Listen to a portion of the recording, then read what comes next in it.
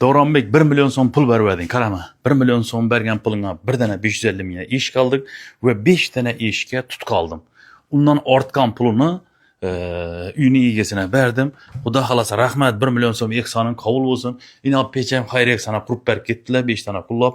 Rahmat 3 dana yetim bolaga Pobedada qurilib turgan joy bu. Puli bitdi, bergi pulam bitdi. Joylarning hamma yeri pul bo'ldi, bir dana kuxni qoldi.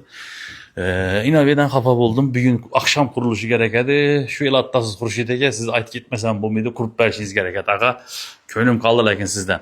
Aynalar bitti, men obunachilara va shuni yordam qilib o'tirgan insonlarga ko'rsataman deb keldim. Hali qurmabsiz lekin.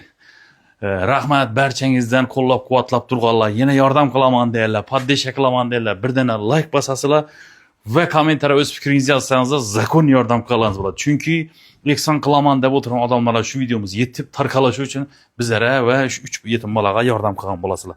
Shuning uchun ayamanglar, like'laringizni, poddeshkalaringizni bizlara kerak. Yine şu uyimiz yine bitib qoldi. Video qildik, boshqa qildik, yordam so'radik xalqimizdan. Xalqimiz qarab turmaydi baribir. Hech qanday rahmat. Shunday yaxshi insonlar bor, xudojo, yine uyimiz ham bitib qoldi. Bir odam 3 joyni qo'llab berdi, yine bir odam 2 xatini qo'llab berdi, yine bir odam aynalarni 3 ta aynasini olib berdi. Rahmat, hammangizga sog' bo'ling. Alloh rozi bo'lsin.